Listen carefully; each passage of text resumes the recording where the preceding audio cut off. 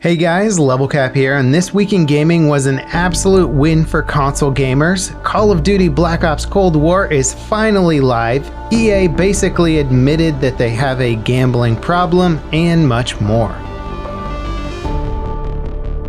To say that the launch of Sony and Microsoft's next-gen consoles was massive would be an understatement. Early reports from both companies suggest incredibly strong sales, despite limited availability online and in retail stores. Microsoft are saying the Xbox Series X and S launch was their biggest Xbox brand launch ever. They haven't released the hard numbers yet, but it's likely the Series consoles sold well over 1 million units on launch day, as that's what the Xbox One pulled in. Likewise, estimates are putting the PlayStation 5 sales at over 1 million units sold on launch day as well. Where things get really crazy though is that 70% of all Xbox Series owners also have Game Pass, Microsoft's game subscription service. That's a big deal for various reasons, but probably the biggest one is the insane back catalog of titles that it gives you access to.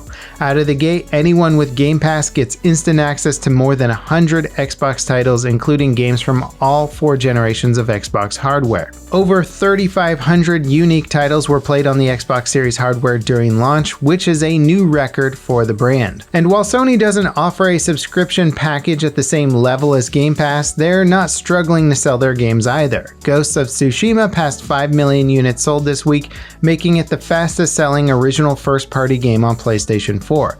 Considering it has a next-gen patch that unlocks 60 FPS output and just got a free multiplayer update, it's a pretty strong showcase of the PlayStation 5's hardware. And really, that's the big story for this generation's launch. While Sony and Microsoft have both done a lot to support old games on new hardware, this past generation saw a massive push for backwards compatibility. The new generation's launch is totally unlike most console launches, where there's a small library of games available and no meaningful free updates to existing games. This time around, not only is there a massive back catalog of incredible games waiting for new Xbox or PlayStation console owners, many of those titles have next-gen upgrades that enhance visuals, improve frame rates, bump resolutions, and much more. It's basically a win for everyone. So while getting your hands on a new console might be challenging given the limited availability during the pandemic, if you do, you're getting a pretty substantial value for your money, especially if you already own a library of last-gen games.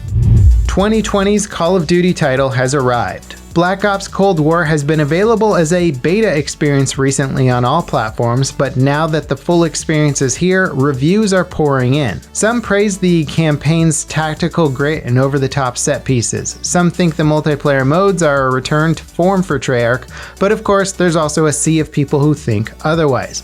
Regardless, it's clear that Activision has full confidence in the game.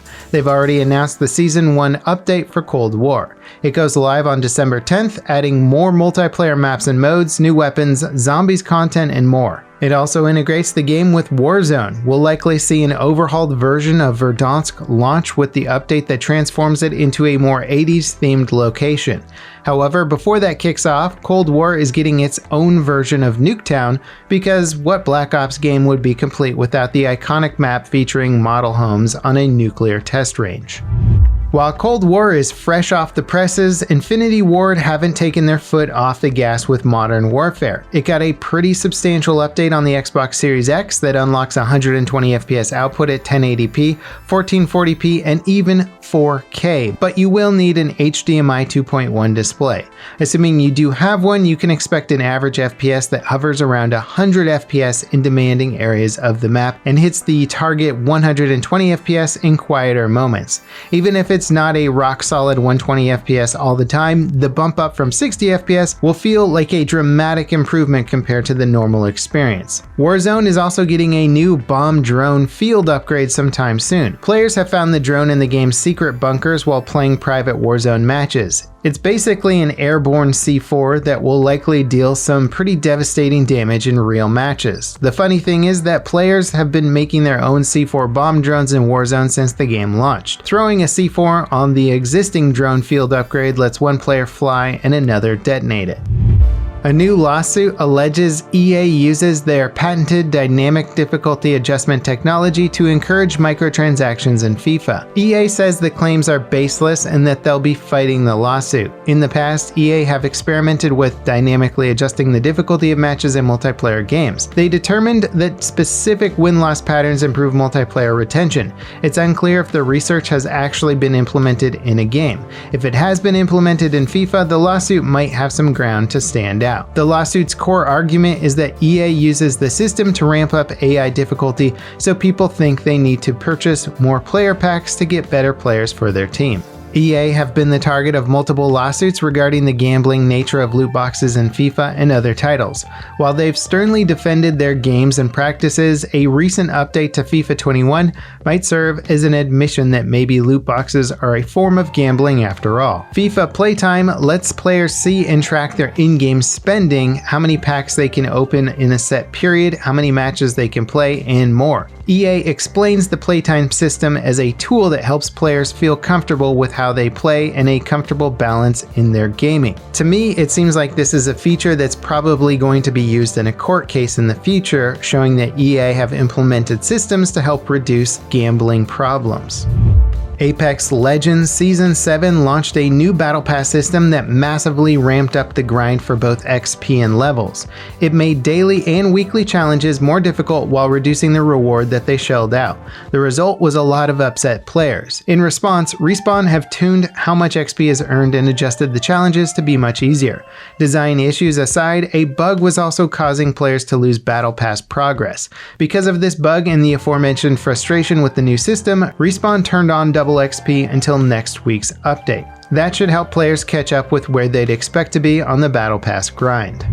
The next episode of Cyberpunk 2077's Night City Wire goes live on Thursday and will focus on the game's music. Specifically, its breathtaking fictional musician Johnny Silverhand, played by the equally breathtaking Keanu Reeves.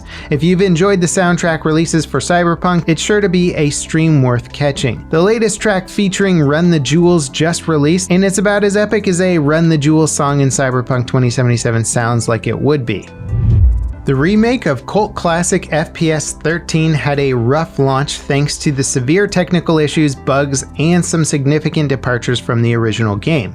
It did away with the iconic cell shading that gave the original game its time-tested comic book visuals. It also replaced all the original cutscenes with pretty mediocre recreations. So far, it's gotten overwhelmingly negative reviews on Steam.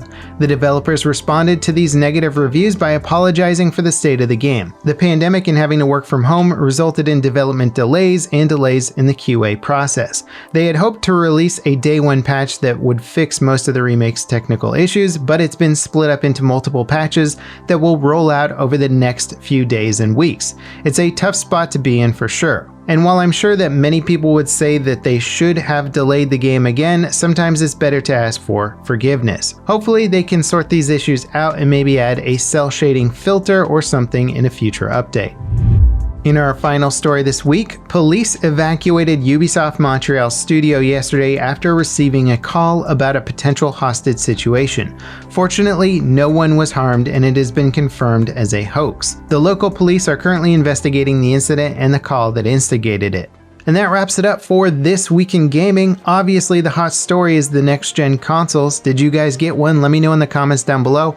How are you liking it so far? Are you taking advantage of the high frame rate features in some classic titles? If so, let me know which ones and how it's going. If you enjoyed the video, leave a like, subscribe for more content like this in the future, and I'll see you guys next time. This is LevelCap, signing off.